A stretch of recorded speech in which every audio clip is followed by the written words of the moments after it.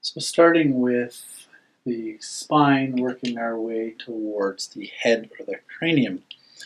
The low back, lumbar, mid back, thoracic, your thorax, rib cage, upper cervical, cervical, neck. So if you take a bit of a look at the lumbar spine here, you can see that they're fairly thick and chunky. These ones are made to bear weight. It's where the legs kind of press up, or the energy back from the earth and the energy from above, gravity presses down, and this is designed to be a lot of weight bearing. There's a little bit of rotation in here, not too much, because if you rotate too much while weight bearing, that can be a problem for your back. So really, we're looking a lot again at, from the earlier video, the ASIS, PSIS, the dropping of the sacrum, stability in the low back. You do want movement to especially relax the muscles, but quite often they're done in a more relaxed, non-weight bearing position like supine, laying down. The thoracic getting into the rib cage, and that's where the ribs actually attach. And if you look at the lumbar ones, you'll see there's kind of these double wings on the side. You get into the thoracic, there's really quite a sharp spike or posterior part of the spine of the vertebrae coming back. And then there's these pretty pronounced nubbins off to the side. And that's where the ribs actually plug in. So they actually connect back here in our back. They wrap around to the front. And then some of them are fused in the front for the chest to protect heart and lungs and whatnot. Then we get all the way up into the cervical. You can now see they're getting quite small. These are very mobile. They're meant to slide around a lot. Your head and neck should be quite mobile, versus it's hard to do that through your chest. Very hard to do it through your low back.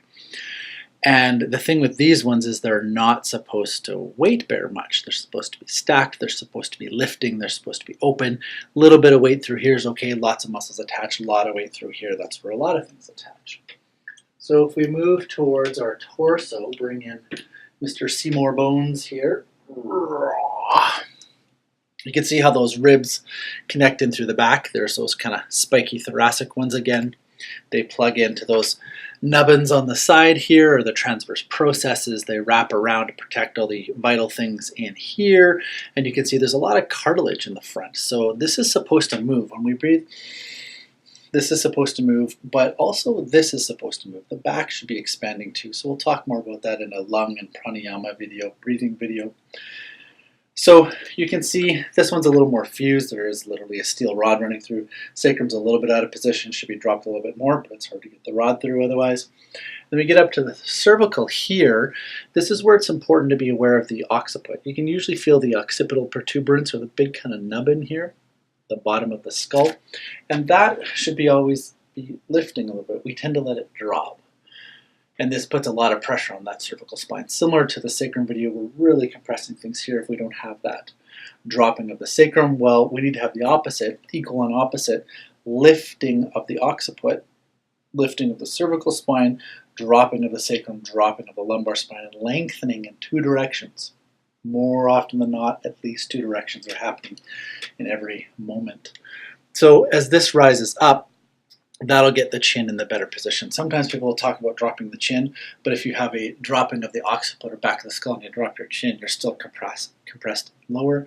If I lift through the back, up I go, open it comes. Feel a few crunches in there today, so apparently I could practice it more. The other thing I wanted to point out just while we're here on the head, we'll maybe come back and do a few more things once we get into some of the more internal energetics.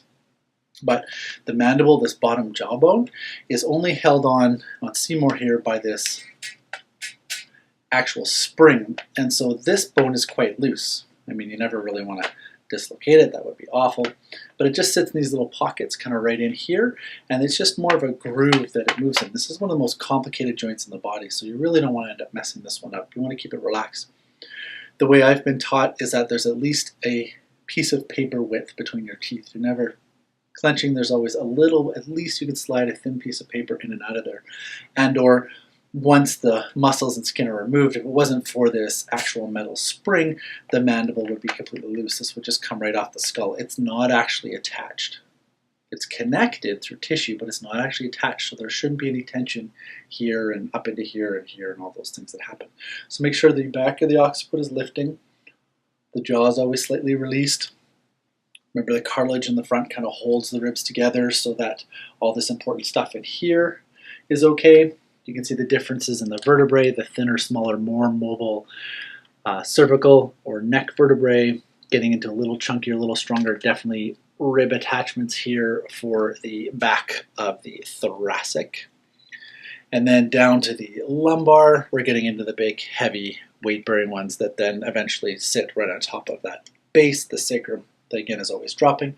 Sacrum drops, occiput lifts, and then we have a much happier spine.